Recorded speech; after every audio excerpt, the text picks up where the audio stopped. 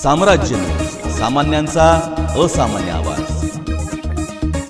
आषाढी यात्रेमध्ये येणाऱ्या भाविकांना सोयी सुविधा उपलब्ध करून देण्यासाठी प्रशासनाची महिनाभरापासून तयारी सुरू आहे।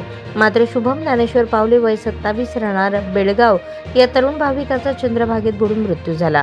तरीही चंद्रभागा नदीपात्राजवळ उभे असलेल्या अग्निशमन दलाच्या कर्मचाऱ्यांनी दुर्लक्ष केल्याची खंत त्या तरुणाच्या भावाने व्यक्त केली। यामुळे यात्रेपूर्वीच आपत्ती व्यवस्थापनाचा बोजवारा उडाला आहे। बेळगाव येथील शुभम पावले, वैजनाथ पावले, हेमंत चौगुले, गजानन जाधव, भारत पाटील, हनुमंत मगनाईक, अमित पवार या सर्वांनी मिळून विठ्ठलाच्या दर्शनासाठी पंढरपुरात ते आले होते।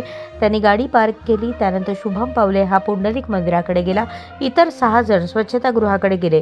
त्यानंतर चंद्रभागा नदीपात्राजवळ असणाऱ्या पुंडलिक मंदिराजवळ शुभम पावले यांनी उडी मारली। मात्र त्याला पाण्याचा अंदाज न आल्याने बुडून त्याचा मृत्यू झाला। 4 तासांच्या शोधकार्यानंतर शुभमचा मृतदेह सापडला। आदिवासी महादेव कोळी समाजातील युवक विठ्ठल अधटराव, उत्तम पंचंडे, ओंकार संगीतराव, सचिन कोळी यांनी त्याचा मृतदेह शोधून पोलिसांच्या ताब्यात दिला। माहिती मिळताच आमदार समाधान अवताडे यांनी जिल्हाधिकाऱ्यांना फोन केला। आपत्ती व्यवस्थापनाचे पथक ॲक्टिव्ह नसून याकडे आपण लक्ष द्यावे, तसेच आदिवासी महादेव कोळी समाजातील युवक चांगल्या पद्धतीने पोहतात, त्यांची रेस्क्यू टीममध्ये कायमस्वरूपी नेमणूक करण्यात यावी अशा सूचना केल्या। माझा भाऊ शुभम नदीपात्रात गेला। तो चंद्रभागेत पोहत असताना बुडू लागला।